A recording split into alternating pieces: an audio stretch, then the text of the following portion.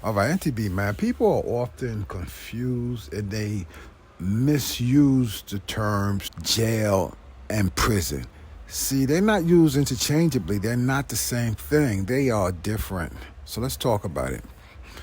Jails are more for like the local towns, villages, cities, and they're used for people who are doing short-term stays and people who are awaiting trials, meaning there were some criminal allegations made against this particular person. They were arrested upon probable cause, and then they were put into confinement, which is a jail. So jails are usually for short-term stays. They locally run and operated. In New York, the local jail is basically Rikers Island. That's the big one. Even though they have a lot of other little jails all around New York City, but that's the big one. In New York City being the five boroughs: Brooklyn, Bronx, Manhattan, Queens, Staten Island. So when you get to the jails, there is confinement, there are bars, everyone's locked down. There's some movement here and there to go to the chow hall or the mess hall to eat, or the shower, the outdoor recreation and things like that. But the amount of activities that go on in the jail in terms of like service, education, trades, there's not a lot going on because they're not really built for that. They're not built for people to be there for extended stays. But here's what a lot of people don't know. So the books say it's really short-term stay, and a short-term stay technically is anything under a year.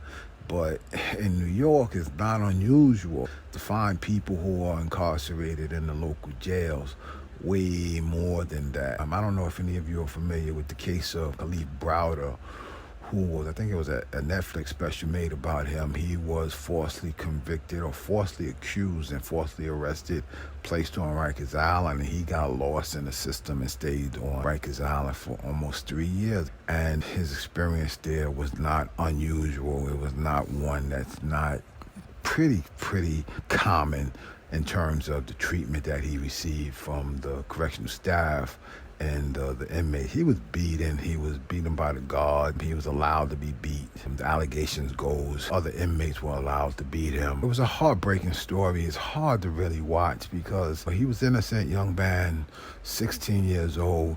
He was falsely accused. He's not supposed to be there, but he couldn't get off Rikers Island because he couldn't make bail, and that's another dirty little secret of this system. Some people, they get falsely accused and then they're given a $10,000 bail. And many people in the inner cities in the quote-unquote hood, they don't have no $10,000. So he has to stay there. He's there with all these violent gangs and groups of guys, and he's a kid. He's never been through that. That's not his life. But he's standing up for himself, and that was the heartbreaking part of the Khalif Browder story, man. You know, he was a trooper, man. He was standing up for himself. He was fighting them guys, man. He was like, no, I'm not gonna let y'all abuse me. He's fighting back. But he was overwhelmed. He was outnumbered, and that just wasn't his world. And a lot of people who are there in them jails, that's their world. They've been in and out of jail sometimes their whole lives, and started at 16 years old, and these guys now are, you know, adults or 19 years old, 21 years old. And they in and out 5, 6, 7 times every summer. They on Rikers Island, so it's like a second home to them. And it's a group of them, and they basically run the place. Rikers Island is a jail that is so mismanaged and poorly run. They under a lot of scrutiny right now. There's just calls to just close that place down. There's calls for just a takeover, you know, and just totally revamp how it's run or just shut it down. There's so much violence, so much mismanagement, so much abuse. It's, man, I can tell you some stories about some of the stuff that goes on there, and amongst the guards, the supervisors, and amongst the inmates. It's bad. All right, so anyway, Khalif Browder, to wrap up that part of the story, you know, they put him in solitary confinement as a disciplinary measure. Solitary confinement is just a brutal place to put a young person, or any person. It's not a place for the human mind, the human spirit to really flourish. It's a place where the human mind deteriorates and the human spirit begins to die. And everyone knows that there's no redeeming value of it, but they still use it and it just breaks people down. It makes a man basically mentally deteriorate. And unfortunately, particularly a young person whose mind is still developing, he couldn't take it, man, and it just overwhelmed him. And eventually he was let go from Rikers Island after close to 3 years, falsely detained there, and he just couldn't pull it all together. And he had a lot of support from the entertainment community, people from the entertainment world reaching out to him, just people who knew of his story reached out to him, told him, hold your head. But it overwhelmed him, man, the experience, the trauma. And, young man just hung himself, and, he's not here anymore. Rest in peace, young man. Heartbreaking story, man. But it's not unusual. That's what those jails will do to a lot of people. They break them down mentally, they break them down emotionally, they break them down spiritually. And one of the shining points of his story was it highlighted that everyone in jail, contrary to popular belief, is not guilty. People are falsely arrested all across this country and falsely charged all the time, brought into those jails, and then just run through trauma and horrible experiences, threats, beatings, and then they are released. And maybe the charges were dropped, but the trauma remains, you understand? And so the jails are really, really bad. The prisons are more for long-term stays. The prisons are used for people who are sentenced to a year or more.